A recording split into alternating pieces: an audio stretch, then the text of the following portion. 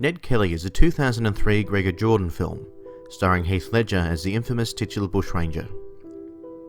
The screenplay was written by John Michael McDonough, based on Robert Drew's novel Our Sunshine, a text much reviled by Ned Kelly enthusiasts, which should give an indication of the kind of production that we're dealing with here. Ned Kelly was a tentpole production in Australia at the time, nabbing big-name actors such as Geoffrey Rush, Naomi Watts and Orlando Bloom, and receiving a sizable cash injection from working title films in the UK. The film was billed as signifying the next big wave of Australian films and the most important film depiction of Kelly up to that point, and it failed miserably on both counts. The film follows the life of Ned Kelly from his teens until his capture at Glenrowan. It goes to great lengths to try to depict Ned as a hero in an oppressive time, though the extensive rewriting of history leaves an awful taste in the mouth of anyone watching who has even the most basic knowledge of Ned's story. It opens with young Ned rescuing Dick Shelton from drowning. We then lurch forward to see Ned gallivanting around on a Palomino mare and being brutalised by Senior Constable Hall, played by comedian Russell Gilbert, surprisingly one of my favourite parts of the film. We then lurch forward again and see Ned leaving the old Melbourne jail with a shaved head, where he bumps into Orlando Bloom's Joe Byrne and Joel Edgerton's Aaron Sherritt, who we are led to believe are old pals of his. The film infrequently poaches dialogue from the Geraldry letter, either as a knowing nod or an attempt to signify that yes, they did actually read at least one non-fiction source before writing the screenplay. Ned becomes a farmhand, which is the first major deviation from history, so that a poorly executed romance can be manufactured between Ned and the fictional squatter's wife Julia, played by Naomi Watts. The symbolism here is about as subtle as a brick to the face. When a horse is taking longer to break in than the lord of the manor would like, he shoots the animal, rather than let Ned try breaking it in, stating, "The horse is bad." I wonder what they could be implying there.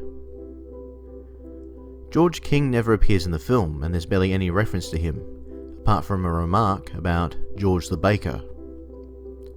The police are all cartoonishly evil, especially Constable Fitzpatrick, who is portrayed as a lecherous weasel, with no motivation for his actions other than a desire for revenge after being shut down by Kate Kelly. I don't suppose I could see them warrants, could I?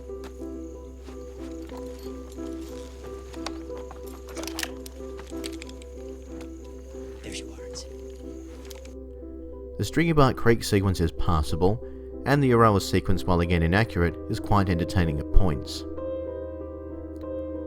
Geraldry is basically omitted, except for an awful depiction of Ned writing the Geraldry letter as some kind of bizarre audience participation exercise. Geoffrey Rush's Superintendent Hare is brought in as if he were some form of super cop. No mention at all of Nicholson, Sadler, Chief Commissioner Standish, or any of the native police, except as extras that aren't really seen on screen. In fact, it is quite conspicuous that the only Indigenous person to overtly appear in the film at all is a random Aboriginal man wandering through a scene in a possum skin blanket carrying a spear, a moment that could literally have been replaced with anything. Perhaps my biggest gripe of all is the Bushfire Sequence. We're presented with a bushfire that sees the gang riding horses through an inferno, only to find a bit of burnt out bushland where the water has all been poisoned somehow. As a result, they are forced to kill their horses and drink the blood. This sequence is not only totally implausible, it is a big flip of the bird to historians and the application of logic. The closest we ever got to something like this happening in reality was when Sergeant Steele, another policeman who doesn't appear in the film, suggested burning the bush and poisoning the water to force the gang into the open, only to have the plan rejected for being batshit insane. Ned takes the gang to Julia, who gives them a haircut, and Joe seduces a Chinese maid, presumably because they wanted to incorporate the fact that Joe could speak Mandarin without actually having the gang interact with Chinese people as much as possible. Joe later dresses in drag to shoot Aaron Sherritt after he is found to be a traitor. When we finally get to Glenrowan, it shouldn't be a surprise that bizarre fictional elements are shoehorned into this event too. The gang stick up a circus and hold a bunch of people hostage in the inn where Ned holds a seminar. When the cops show up, a bloodbath ensues, with the gang picking off half a dozen police at night, in the rain, in their armour. There's even the old trigger-happy old guy cliche. Ned wakes up directly behind the police to find the inn is on fire, and Dan and Steve shoot themselves inside the inferno. Ned Kelly's last stand lasts for about a minute, most of which is Heath Ledger trying to put on the helmet. The film ends with Ned Kelly on a train, looking forlornly outside while we're told that Ned was later executed. This film is an absolute mess from start to finish. No effort has been made to get the facts straight, or even to string a coherent plot together amongst the pointless symbolic changes.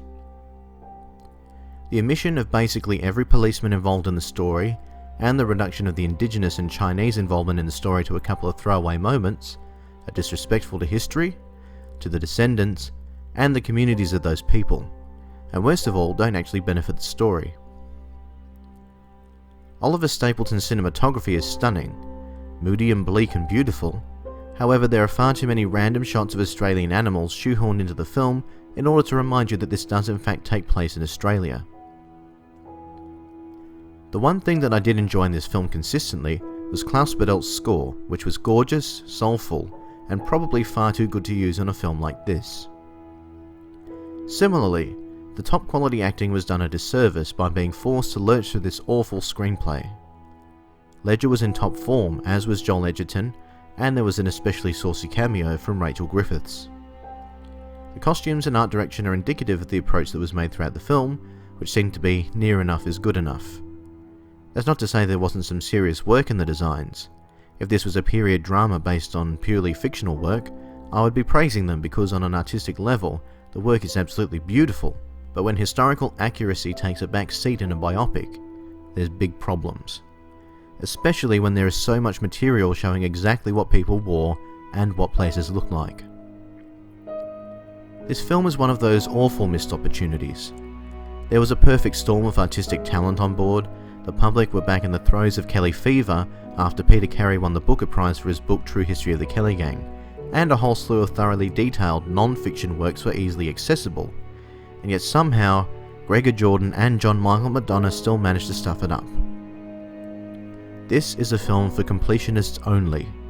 If you're looking for historical accuracy, steer far, far away from this film. Some may find enjoyment of it purely as a film, though I personally struggle to do so.